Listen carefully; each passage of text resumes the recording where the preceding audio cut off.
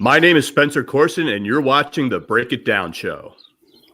Yes, indeed. We have John coming in here in a minute. John, by the way, he's like my co-founder of the show, and he's co-hosted hundreds and hundreds of these things with me. He's actually in the security business also, and actually he's popping into the screen now. We also have Shelley Klingerman, who I know through a number of different ways, but we go back a couple of years now. We do. Yeah, and she also works in the security business in terms of focusing on females as clients and what females can do specifically and trying to do that. We've done a couple of these shows with a number of different people. And of course, today we have Spencer Coursen on the show. I'm going to bring John in because he is also going to sit in with us. Hey, John. Hey. I like your studio. Yeah. I'm working in the field today. That's probably the most soundproof location you have available, right? Well, you know, the first place that I chose to park was great for lighting, but I was right next to the mechanical for a commercial building, and I realized, man, that thing's making a lot of noise. So, yeah. You guys both know how it is, though, to be in the field, and we make it work. I have used my truck and or a government-issued vehicle as my mobile command center / hotel many, many, many times. Yeah. Not to mention restroom. Very important. That happens a lot. So you both have great books. And I don't know if Pete mentioned this, but right now the audiobook version of The Safety Trap is coming out in May, and you can pre-order it on Audible, and it'll drop right in your queue when it releases. It is. I just got done recording it 2 weeks ago. And if writing a book is a challenge, recording your own words as an audiobook is an even bigger challenge. I wound up putting some of the outtakes on my Instagram feed because you're trying to get the inflection right, you're trying to get the phrasing right, you're trying to get the words just exactly as they are, printed on the page. And as a writer, you're always like naturally editing yourself. And there's this one snippet where I'm just going, and being a protector is a craft. Being a protector. And then I look, and then I just like take a sip of water, and I can hear like the producer in my ear, and I was like, "Listen, you would think if I wrote these words that I'd be able to say them with, a bit more, professionalism." But yeah, I recorded the audiobook myself. It was important to me that I got to record my own audiobook because I wanted the reader to hear my voice in their head instead of whatever other voice may be curated by their own consciousness. But yes, the audiobook, the Kindle, and the hardcover all come out on May 18th. It is available for pre-order now wherever your favorite books are sold: Amazon, Barnes & Noble, Target, Walmart, Kmart, your favorite local bookstore. And I really appreciate you guys having me on today to talk about protective strategies to help everyone succeed in staying safe. Yeah, we appreciate you coming on. I don't know if Pete mentioned this, but I am a California PPO myself. I have a security company out here. We concentrate a lot more on doing the details and little protective less, details. Yeah, and would like more to do the preventative stuff because everybody, I mean, like you profess, it's when we are all feeling safest that we're the most vulnerable, but we can prepare. And I think that there's a lot of under preparation going on. And Shelley knows that as well. Yeah. And then for those who are listening that maybe don't know the difference between like the detail work and the work you just referenced of Spencer's, can you describe that? Just the difference, the detail work and the preparation? I'll let you do that, Spencer. Sure. So, I grew up. I mean, I spent some time in the military, and then as I moved into diplomatic security, and then public figures, celebrities, sports stars, models, more, what have you. So being a protective agent, running a protective detail is the quintessential Secret Service model, the bodyguard model, what you would think. It's the guys in the dark suit with the earpieces and the sunglasses who are moving that person who is either under a threat or who is being protected from portal to portal, from point A to point B, staying with them while they're giving their speech or doing their book signing, or they're on the movie set, or they're filming the TV show, or they're interacting with the public, doing the advanced work to make sure that they are safe in that location from point A to point B during and then back home again. Whereas threat management, or the more protective practices, is kind of what I do now, which is providing people with the how to look at what the most realistic risks are you are most likely to face, and then how to put the safeguards in place to keep that risk from becoming a reality. Right. And one of the reasons that I made the shift from being a protective agent to being a threat management expert was when the tragedy at Sandy Hook happened. Both of my parents were teachers. I have friends and family who teach. My sister is a teacher. I'm sorry, my niece is a teacher. My sister is a superintendent. I have an uncle who is a superintendent, now is an educational consultant. And when that tragedy at Sandy Hook happened, and you saw the fear on those children's faces, and then you also had the outcry of, what do we do? How does this happen? That was coming in from my family and friends. You want to help as best you can. And what I realized in that moment is that while not everyone will know the luxury of having their own protective detail, everyone deserves to be protected. And so what I wanted to do with my business was take that skill set that I had learned and was mostly being applied to that top 1% of the population, but then make those skill sets and strategies known to the other 99% so that I could help them to help themselves to succeed in staying safe. And so when we talk about the difference between what is a protective detail and what does a consultant do, the protective detail is providing the actual security framework, and a consultant is helping you to identify the risks you're most likely to face so that you can help to keep yourself safe. Yeah. So would avoidance be like an overarching word you could attach to that kind of preparation? Like you want to avoid if possible? Well, I think the overarching framework we want to prescribe is awareness. Okay. Because if we have awareness of the risks that are out there, avoidance is one of the safety traps that I talk about in the book, where it's like, hey, there's this concern. It's like when the warning light comes on in your car and you're like, I don't want to deal with that right now. And then what happens? The problem gets worse. But if you're aware of that, if you're aware that, hey, like every 90 days or so, or every 2,500 miles, or every 5,000 miles, whatever it is, I know that my car is going to have to get changed. The oil's going to have to get changed. Mm-hmm. And you're proactive about getting that oil changed, then that light never has to come on. That anxiety never needs to set into your system, and the avoidance never needs to take place. So by knowing ahead of time that, hey, every 5,000 miles, your car is going to need an oil change. So at 4,500 miles, let's make that the time frame that gives us a window of opportunity to get that oil changed, so that we don't have to get to that next step of anxiety and going into the avoidance phase and not wanting to have to deal with it. And I don't have time and blah, blah, blah, blah, blah, which ultimately makes the problem worse. And you just take that exact same framework, but apply it to the everyday hazards that exist in our everyday lives. Got it. This topic is so timely right now because everybody is feeling a little more anxiety than I think they did not long ago. And clearly your preparations for this book and the writing of this book and then the audio recording of this book happened long in advance of the most recent things that have us all feeling a little anxious. But the timing being as it is, do you think that that the reality that exists out there is that we are more at risk as common citizens?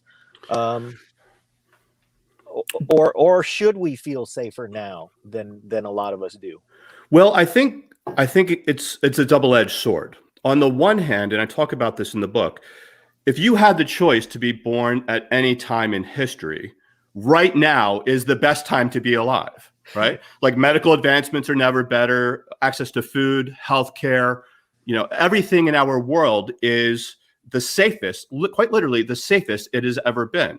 But what is also true is that targeted violence is higher than it's ever been. Active, mass violence, and not only just mass violence, but our media perpetrating that narrative onto us every day. It used to be that, you went home and you saw the 6 o'clock news and you heard about that one tragedy one time, and then you wouldn't hear about it again until you would hear the news the next day. Whereas now with the 24-hour news cycle and the advent of social media, you're getting that same tragedy broken down from various, vantage points, and it's in your feed, and you're getting the hot takes, and you're getting the Twitter trends, and you're getting the Instagram stories, and you're getting it. So instead of having that one story told to you once, you're having that same story told to you 1,000 different ways in a very tight time frame. And when that outlook becomes internalized, it can make you feel that you are more at risk than you really are, which is not to say, and I would use it like as a kind of like the airport safety brief. Like, is there a chance that that plane is going to crash? Yes. Is it likely? No. And so the airplane, safety brief just kind of gives you the bare minimums of what you need to know. Trust the captain, trust the crew. If you want to live, follow me, so that you're not inundated with that fear every time you fly. But if every 10 minutes you had to hear that airline safety brief, you're like, I'm driving. I'm not taking that plane. Yeah. Yeah. Right. Good point. Well, I'm going to ask Spencer, you I a wanted question. to- Oh, go ahead, Pete. Yeah, along those same lines with the media and everything else, you're a military guy, I'm a military guy. At Yes, one sir. point in this year, there was a division in Washington, D.C., a division, 28,000 deployed American service members. Now there is a brigade. Yes.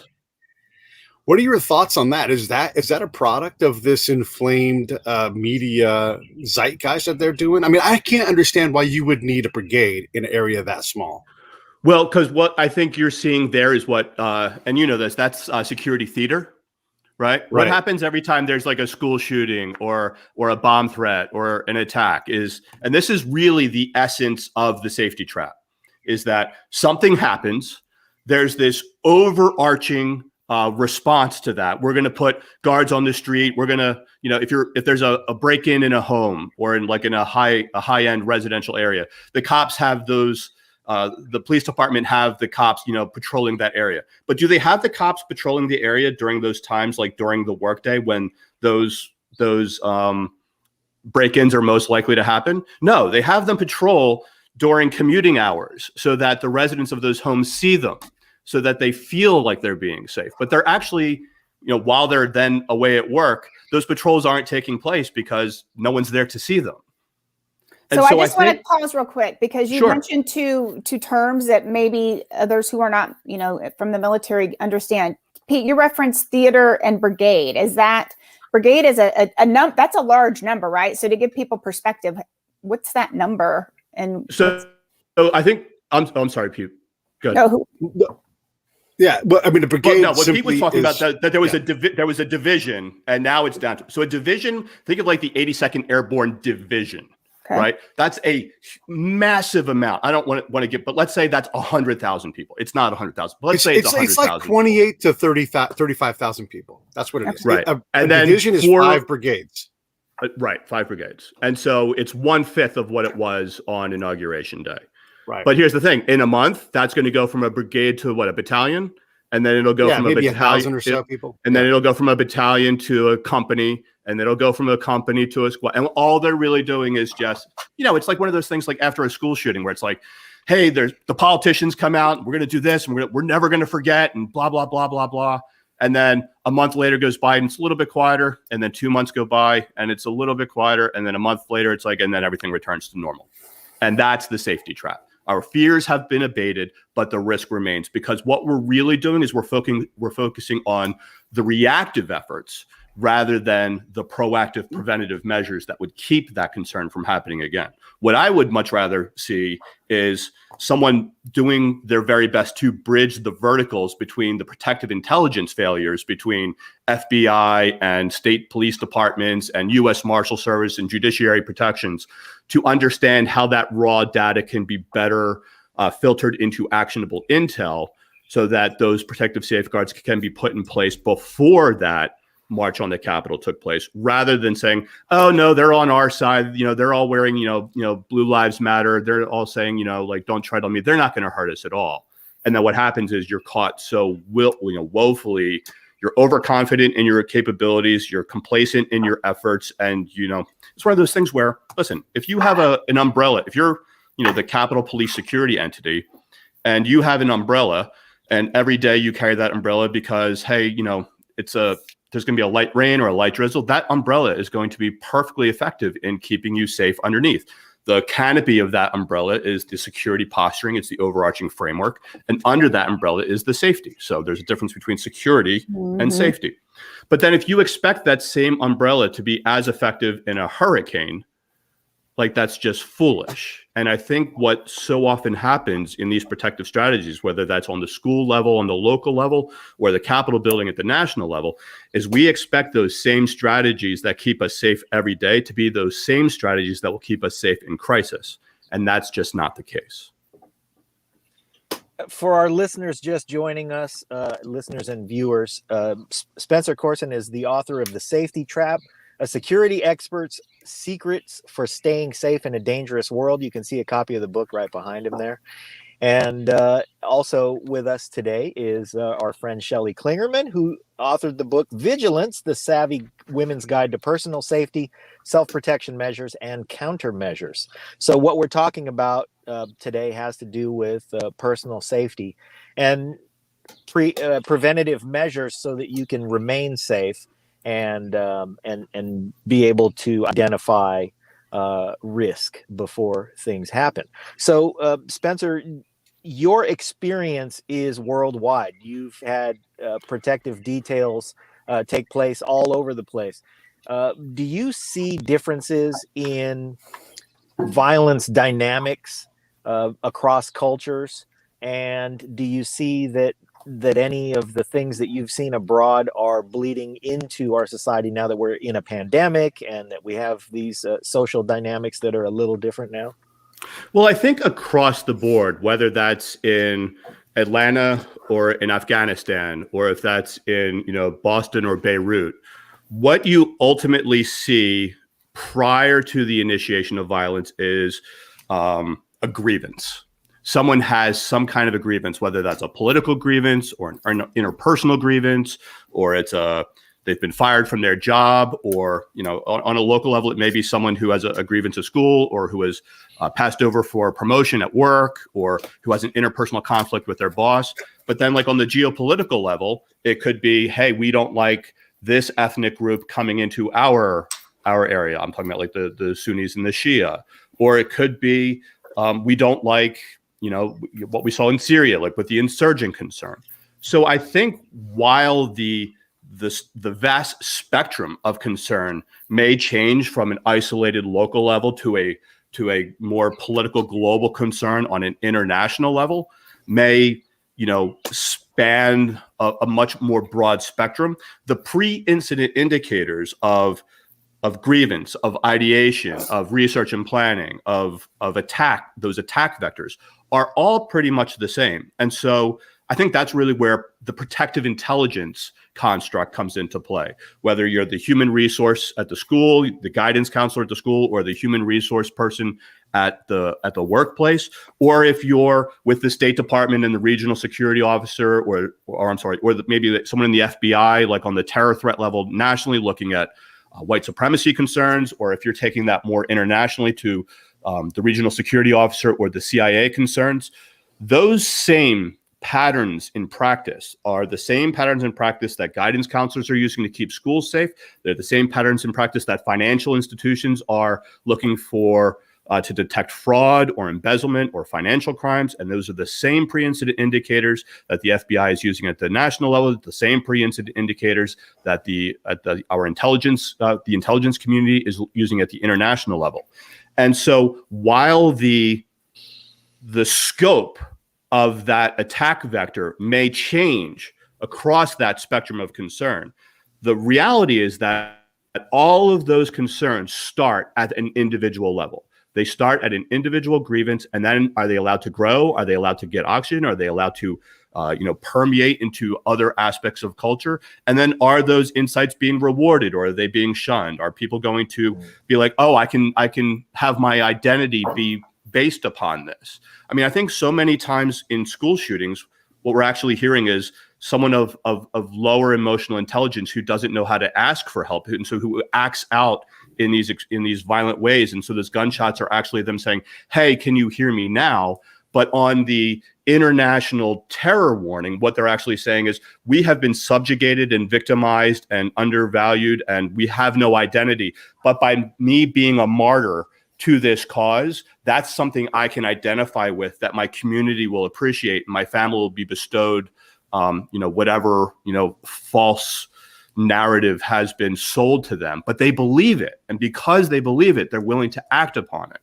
And I think so much of staying safe is about being able to identify those hazards of harm which hide in plain sight. And staying safe is ultimately about being able to see those warning signs. On a very individual level, we do not stub our toes on the things we notice. We stub our toes on the things we don't. Perfect. I really like the use of pre-incident indicators. That's terrific. I'd like to get Shelley's take, because her book, which again is called Vigilance, The Savvy Woman's Guide to Personal Safety, Self-Protection Measures and Countermeasures, is specifically aimed at pre-incident indicators for women. And I'd like your take on pre-incident indicators and what our female listeners should be in tune to as they make their way. Yeah. So again, my book was really based on personal experience of traveling by myself largely, and starting at a really young age, and not really knowing what I should and shouldn't be looking for. So a very quick story of something that was easily avoidable. I get off the airplane in LaGuardia. I'm by myself. It's probably late 90s. I'm late 20s. We'll just leave it at that. And I go out to the taxi line, and it's a mile long. And I, of course, I'm standing there, and here comes one of the car service drivers fishing in the back of the line, because that's what they do. And I know this now. Didn't know that at the time. And so I think I was maybe running a little late and needed to get into the city. So I accept a ride from one of those taxi drivers, or it was a car service. It wasn't a regulated taxi. So, again, I would think I was the last person, saw it was going to be like a 45-minute wait, because this was pre 9/11. So he offers a ride. I take it. He grabs my bag and starts walking ahead of me. So he's got my suitcase now, and we're walking, and now we're walking and walking, and now we're leaving the terminal because they park way out, in the long-term parking, what have you. So now I'm starting to think, okay, we're getting away from the terminal. He's ahead of me. He has my bag. I'm thinking now it was a pretty bad idea, but I did not have the tools on how to get out of that situation. So I am now just continuing to follow him.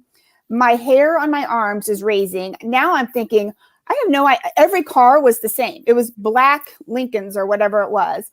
I had no idea if there was anybody waiting at the car. Now I don't know if this guy is actually a legit driver. So that is the simplest thing that I could have avoided by saying no. I, at the time, really didn't know that that's what they did. They fished from the back of the line. Some of these are not, regulated car services. So, John, that's really one quick example. If someone would have said, as tempting as it is, because you don't want to wait in line, say no. And I can tell you from firsthand experience, it will save you a lot of anxiety and angst to just say no and wait.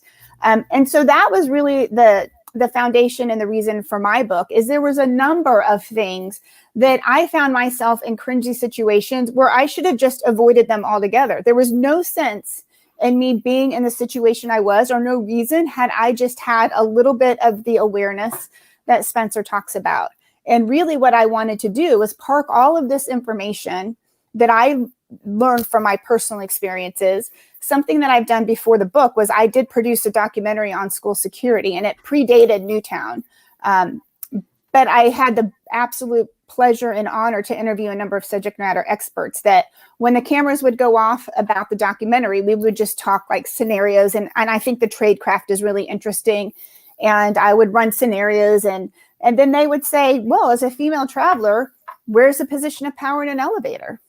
I got the answer wrong, because no one had ever told me. It's pretty common sense when someone tells you, like, makes absolute sense. When no one tells you, you have no perspective whatsoever on how you should be looking at things. So I said you should be in the back of the elevator. I've since learned that you need to be by the panel, because that is literally the only place you can control what's going on. Those little tips, tricks, and tactics, I think are things that every female should be armed with. And again, the reason I did the book, personal experience, having the opportunity to talk to subject matter experts, and then wanting my girls to be more prepared than I was, because this world is a much smaller place than when I went out into the professional field, and they are going to be traveling internationally, and they need to have personal awareness, social awareness, environmental awareness, cultural awareness. And it's just something you have to be very intentional about. Otherwise, you will find yourself in a situation that you could have avoided. You know, in addition to owning a security company, I operated a martial arts studio for 16 years, and we did focused defense classes that were aimed at female participants. The tough thing that I ran into, and I want to ask you about it, is a lot of these principles get better with repetition. Just like anything else, you put in the reps, you get better at it. How do people who read your book, and then I'll ask Spencer the same question, how do people read your book get the reps? I understand that feeling. We can all relate to that story, but you have to practice it to have your cockles raised sooner. So how do you suggest that women who are planning on traveling get some reps before they get into the airport? Visualization, I think, is a really important tool that we can use.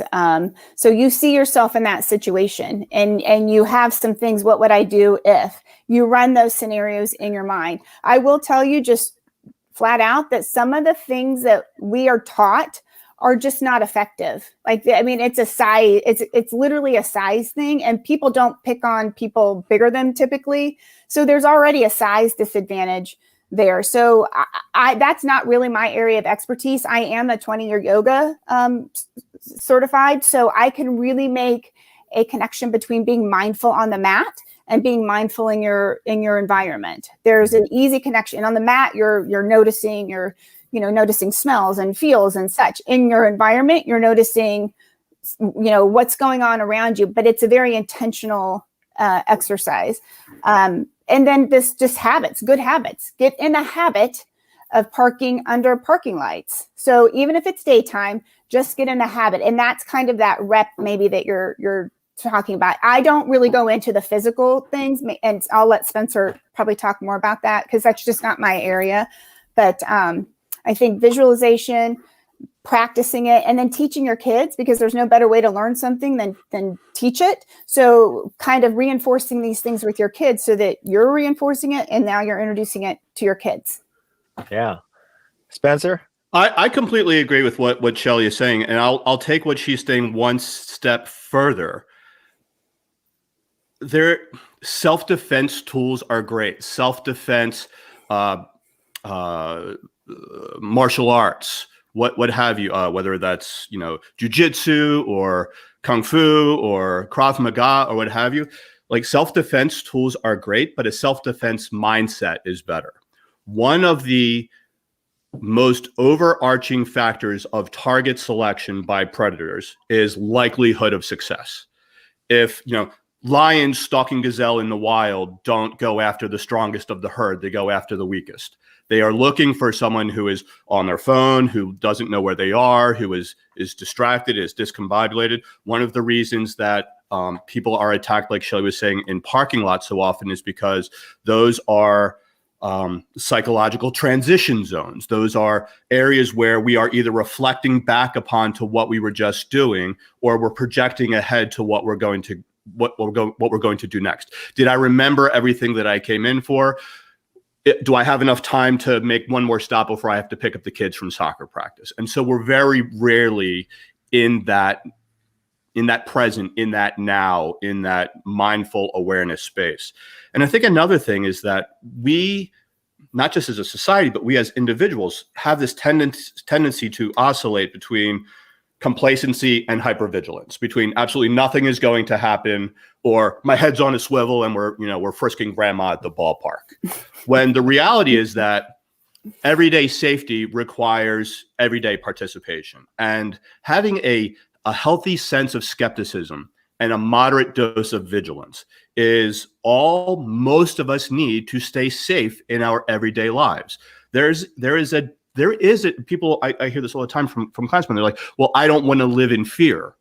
And there's a difference between being afraid and being fearful. When we are like, there's that old saying, no one fears that which they know well.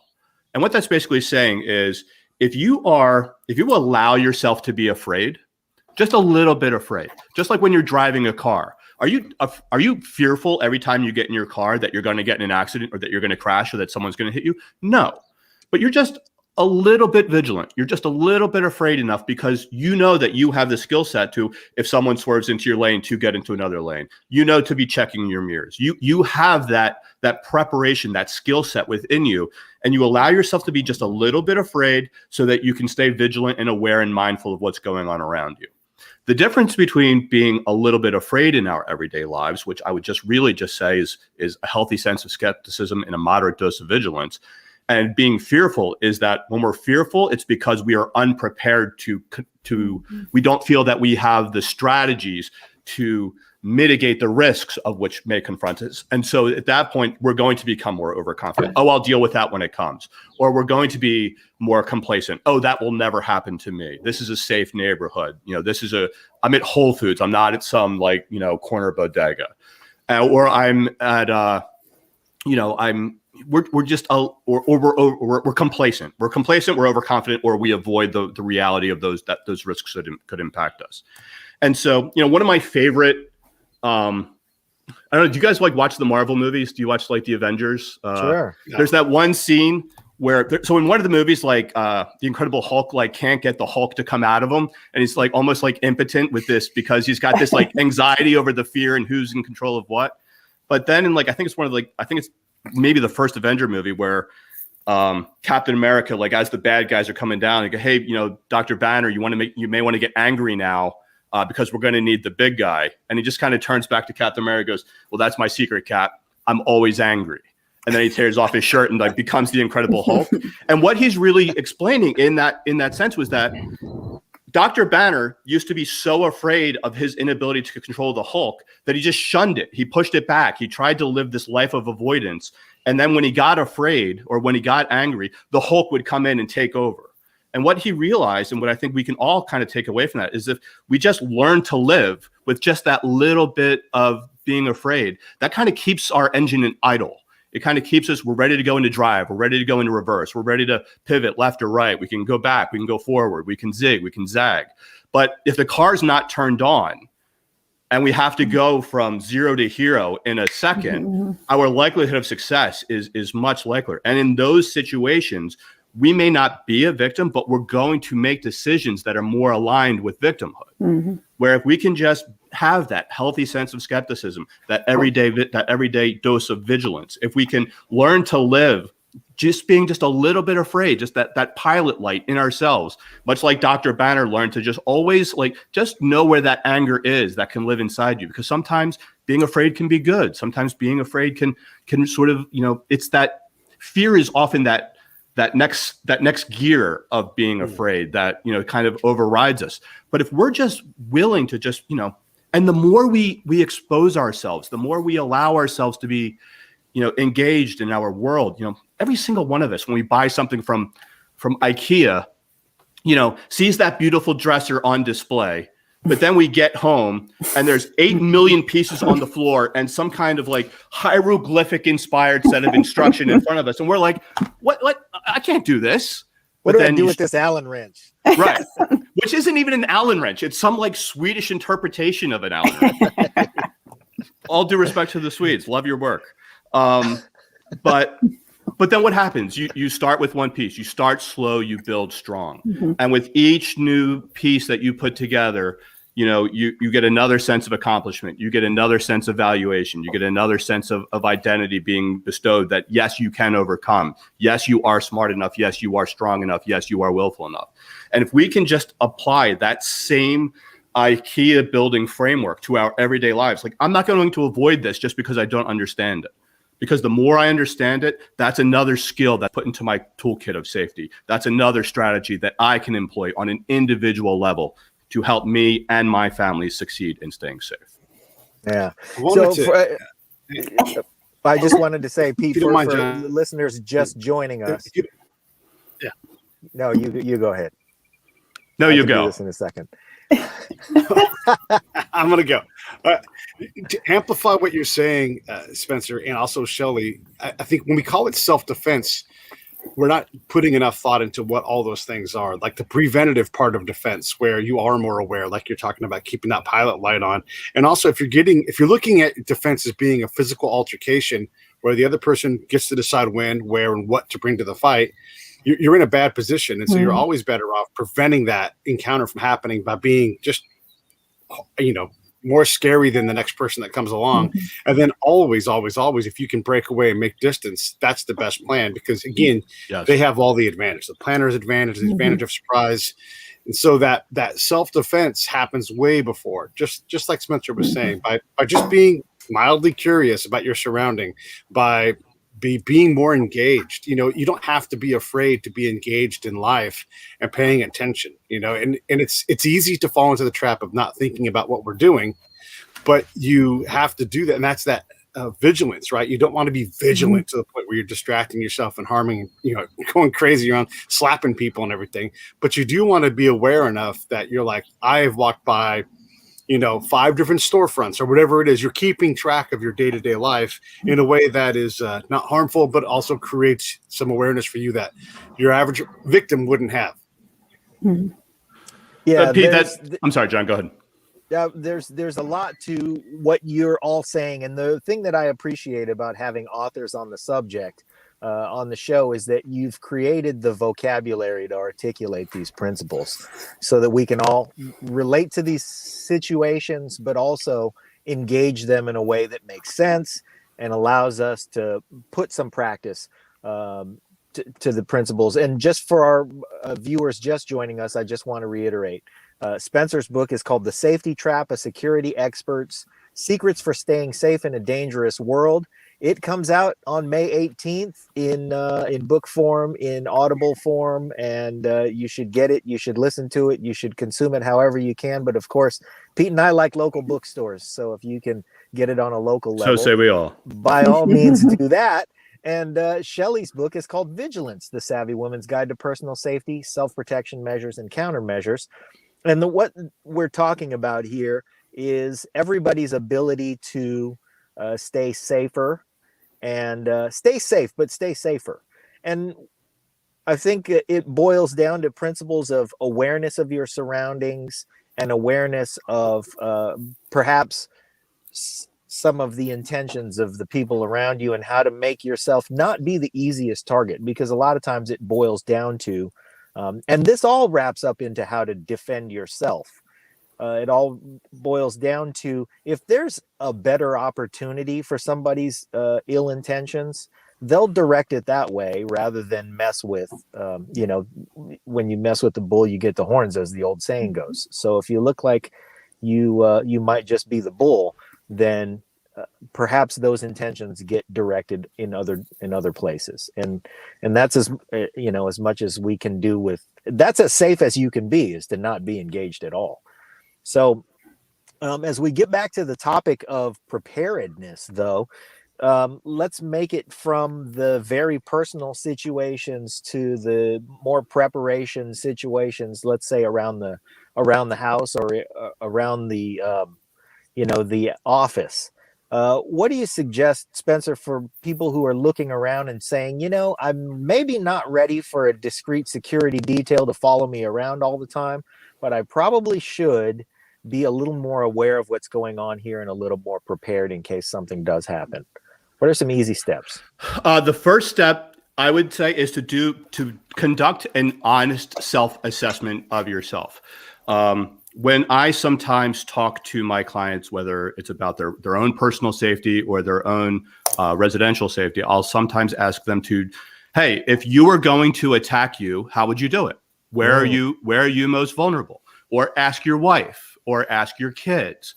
If I was to come up to an average person walking out of the supermarket and say to them, hey, is your home locked up and secure? First reaction is going to be an instantaneous yes, right? Because whether they're either just trying to promote their own protective posture to a stranger, or whether that's just something that they internally want to believe, their first response is going to be yes. But then if I follow up that question and say, if I put $1 million in a briefcase on the master bedroom bed, could you get into your house within 10 minutes, get that briefcase out of the house without ever leaving any signs that you were there? They go, absolutely. Now, what changed between the first response and 10 seconds later, the other response? The first response was, I'm projecting safety. And the second question was, oh, wait a second. I know that the kids never lock the garage door when they come back in from soccer practice. I know that my wife hates it when I stink up the guest bathroom and always cracks that window. I can crawl in through there.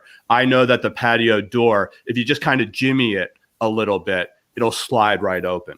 And all of those ways that you know that you can break into your home are the exact same ways that a bad guy knows he can break into your home. Whether they were in there doing some kind of work, or it's something that you overshared on social media, or that something that you were having a conversation about and someone overheard it. All of those inherent vulnerabilities are the first line of defense that should be resolved, that should be made aware and should be resolved, because those are the first lines of defense that are going to be exploited by those with nefarious intent. So whether that is your personal life of your own agency, your home, your school, your business, or just what you do in life, taking an honest first assessment. And one of the things that I like to promote is, and I talk about this in the book, is the FOIL method. We all know about FOIL from math class, where we had to do like the palindrome or whatever. I failed math, so I don't really know what it was. But what I was always really good at was taking things that I learned in one application and applying them to another. So you know how in math it's first, outers, inners, lasts? Do that with your own life. What are my first impressions? What are the things what are the first takeaways when I look at me, or when I look at home, or when I look at my school, or when I look at my business? What are my first impressions? Okay, now I'm going to go to the outsides. What do the windows look like? What kind of car am I driving? What does the outside say about what I can do, or what are the takeaways that I can glean from looking at the outside? Okay, now let's move inside. What do I see? Is there security here? Are there windows locked? Is this blah blah blah blah blah? Take a good inventory of that. And then L for last. What are the lasting impressions? What are the things that you can that kind of tweak in the back of your mind days, weeks later, that kind of go, oh yeah, why does that keep bothering me? I have a buddy of mine who's a rather successful comedian, and he always said to me, when I see something and then I think about it again, if I think about it a third time, I have to make a joke about it because I know that there's something there. And that same approach to joke writing can be applied to our everyday life. What is it? That little nagging voice in the back of my head that's warning me? Because that is your internal self-defense system telling you that something wrong. And if you avoid that, if you are complacent about it, if you're overconfident about your ability to respond to it when it does breach its ugly head, those are the vulnerabilities that we're trying to mitigate so that we can, again, ensure the certainty of safety for everyone involved. Well, let me push a little further, because if I'm a person who's not used to examining myself and my surroundings that way, maybe I don't come up with the obvious ones. What are some of the common ones that you've seen that make people go, I had never thought of that? So the best thing to do with that is, and this is why I talk about recruiting local assets, and I'll just use editing my own book as an example. I wrote these words. I framed the construction of the sentences and the paragraphs and the layout of the book. But after reading through that book 10, 15 times on edits, I go writer blind. So what do? I give it to a friend to read. Hey, what do you see? And sometimes when you just have that outsider perspective coming in, whether that's your kids, or whether that's your neighbor, or whether that's a trusted friend, or whether that's a neighborhood watch, hey, I'll audit your house if you audit mine. And you develop that neighborhood community. You establish that protective partnership with you and your colleagues who, whether it's in crisis, and what you may realize is we just had this huge problem here in Texas with the power and the water going out. But my neighbor and I had been talking about, she's got, deep freezers and I've got gas heat. So if I can use my generators to help her keep that food warm, I can cook the food, and together we can navigate through that crisis together. But if you're not having those conversations until it's too late, then it is too late to have those conversations. So you don't have to be a James Bond, Jason Bourne, Carrie Mathison, like skill set individual. You don't have to be like a former combat operative or a Navy SEAL or an Army Ranger. You just have to have a willingness to participate in your own protection. And that can start with just having the everyday conversations with yourself, with your loved ones, with your family, with your friends and your neighbors about ways to succeed in staying safe.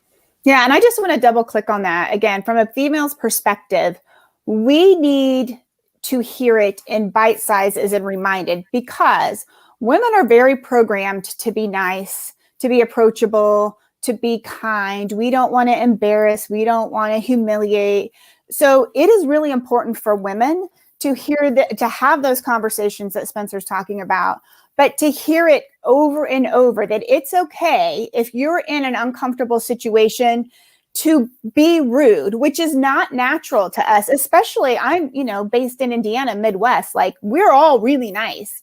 But in some instances, that's really not what you want to be. You want to be a bit of a bitch. And when you're talking about your foil, outside perspective, or perception of someone, women got to think about their body language. So, what you can do, what I do to my daughters all the time, I'm like, get your shoulders back, walk with purpose, be bigger than you are, because you both have mentioned it, or you've all mentioned it, that predators look for the weakest link. So, they're lazy by inherent. And again, they don't pick on people that they think are going to put up a fight. So just by holding your shoulders back and walking with purpose for women can be a big bump, that I like to call it in my book. I call it, you want to bump them. I mean, and it's unfortunate whoever you're bumping them to, but they have the opportunity to walk with purpose as well.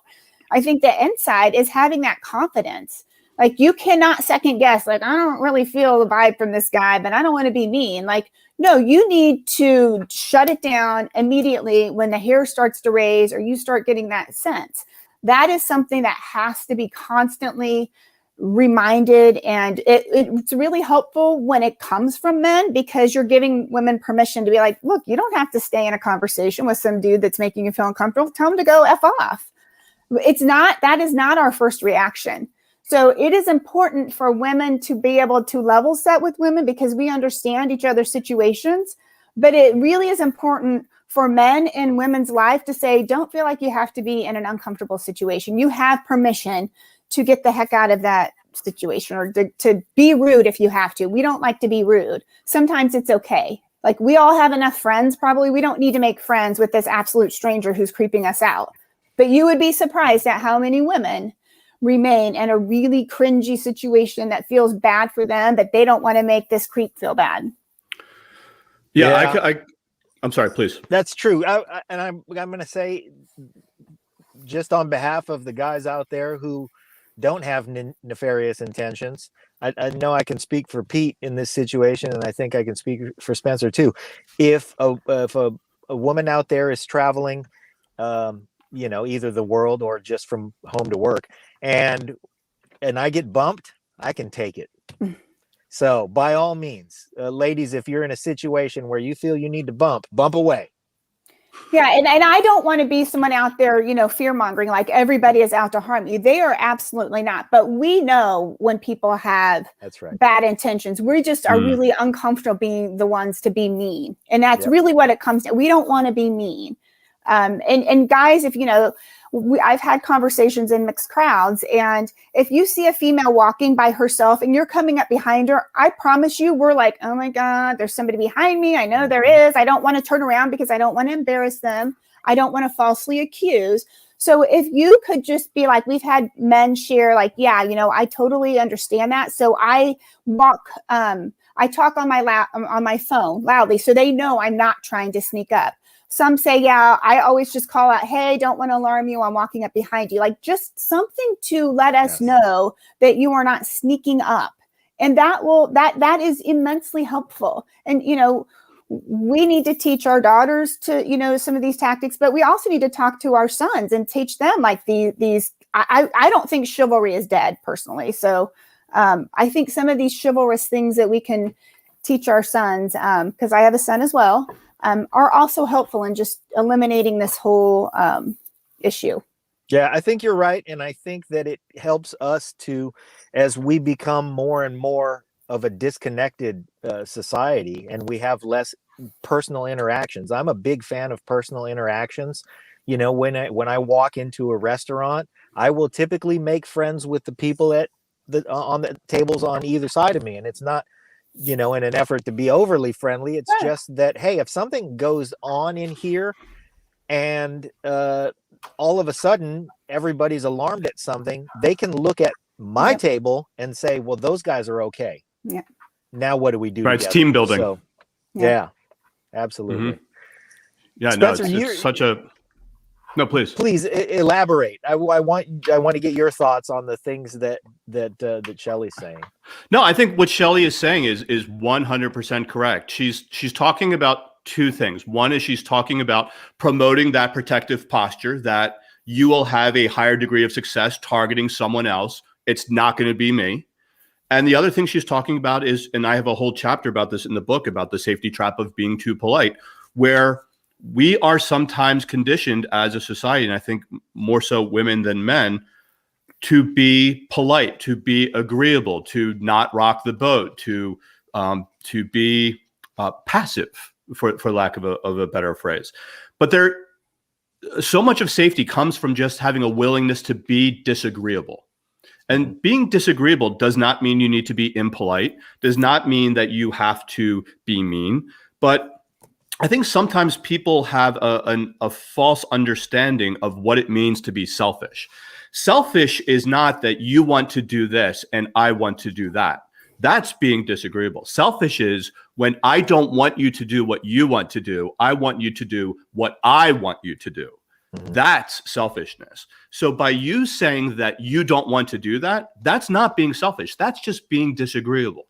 And when the more disagreeable you are, the more you are promoting your own, positive protective posture, the more you are showing that you are in control of your own agency, the more that you are not so willing to succumb to emotional decision making, but you're going to, react more logically, more in your own best interest, more you're basically standing up for yourself for what you want to believe in.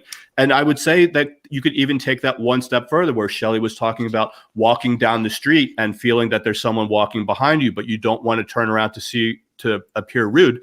There's nothing wrong with just looking around, looking them right in the eye and giving them a head nod. 9 times out of 10, that person who is coming up behind you is just someone else who is walking on the street behind you. But if that person is trying to assess your likelihood for being targeted, and you immediately take away their anonymity, that anonymity may have been the single most influential tool that they were expecting to have at their disposal to harm you. And when they see that you know them, you look them dead in the eye, and you can even go so far as to say, hey, red hat, hey, blue shirt, hey, which now says, hey, now not only can I identify you, but I can pick you out of a lineup. They may go, well, hey, skirt, or hey, slacks, or hey, shoes, you know what I mean? Which means that they're just in a banter with you, which would go to your team building activity, but would also show that you are not in a position to be victimized, that you are in control of your environment, that you are in control of your agency, and that you are in control of your destiny. Because the more we take control and the more we participate and the more we are cognizant of our everyday, situational awareness, the less likely we are to be targeted or victimized by situations that we thought we had no control over, because we relinquished that control to another rather than embracing them and adopting them for ourselves. I'll go a step further and say, if I'm the person who's walking and gets identified that way, I appreciate and admire 100%. Who's that vigilant. Good for you. Right. 100%. 100%. I wanted to ask Spencer if, it's great to have all this advice. Shelley works in the field. I've got a lot of work in the security space. John is an actual security person. You are too. What would you say, I'm going to start with you, Spencer, is your weakness right now? Like, where do you go, I really got to improve this? Because we all have something that we want to improve. Me personally? Yeah, your personal. Yeah. From a safety perspective. Yeah. Overconfidence. I think that my global experience, my military training, my weapons and tactics training, my this, that, and the other thing, like, knock on wood, I've never been mugged. I've had people try to mug me, but you know what I'm saying? So I would say that my safety trap is overconfidence. But I also think that because I know that my safety trap is overconfidence, I am much more likely, like I have had my butt handed to me by guys half my size, and I have taken down guys twice my size.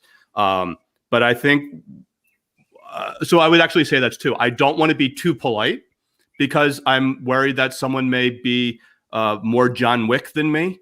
But I also don't want to be so overconfident that I'm afraid that I'm more John Wick than everyone, because God knows I'm not. There are the Tim Kennedys and the Jocko Willings out there that would take me to school. And I do not want to meet any of those guys in a dark alley when they're not on my side. So, yeah, I would say my two would be being overly polite because I'm overconfident. Shelley? I kind of have two as well. One, I want to work more with firearms to get even just to continuing to raise my comfort level with them. That's just a personal thing. And then, to John's point earlier, I think women should have one go-to that they practice and they hone that skill. And whether that is your second nature to, if you are in close quarters, like if it's practicing taking the hand to nose or a knee, I think practicing one thing that's going to be your go-to that you can deliver is important. And I have a couple that I think I would do. And to my point earlier, I do run like scenarios in my head. If I were here, would I do this? I really want to get it down to one that would be my natural reaction. So if it's having the confidence in a split second to throw a hand to the nose and then turn around and get the heck out of Dodge, I would like to get better at having that muscle memory to this one thing that I'm confident delivering. Hey, Pete, can I follow up on one other point to what your question was about? Of course. There is a great book by a gentleman called Pete Walker, which is called Complex PTSD from Surviving to Thriving.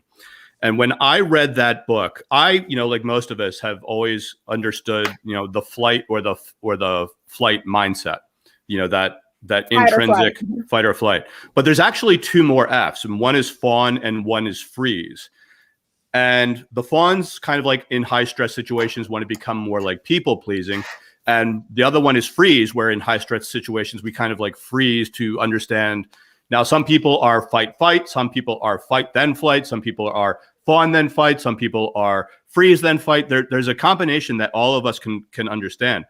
But if we expect ourselves to only be a fight or a flight, and then we realize in that high stress situation that we are actually a fawn or a freeze, which, to be quite honest with you, unless you have been stress inoculated into a high threat environment, you're more than likely to fall into one of the into one of the fawn or freeze categories. But knowing that, and knowing that that may be one of your default settings, but not knowing it, if you're expecting yourself to be a fighter or a flighter, but then all of a sudden you realize that you're in a freeze or a fawn setting, your likelihood of making decisions that are more in line with being a victim could have real life, life-threatening, consequence.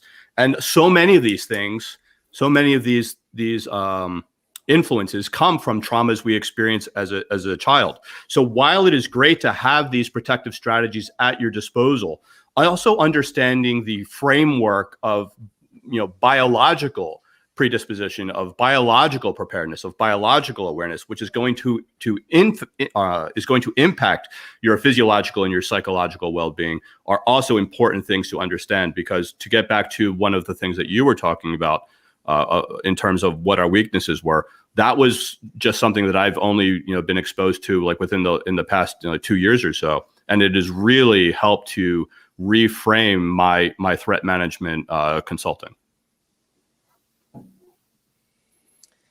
Well, Pete and I went shooting a couple weeks ago, so I'm going to try and change the subject from what our weaknesses are.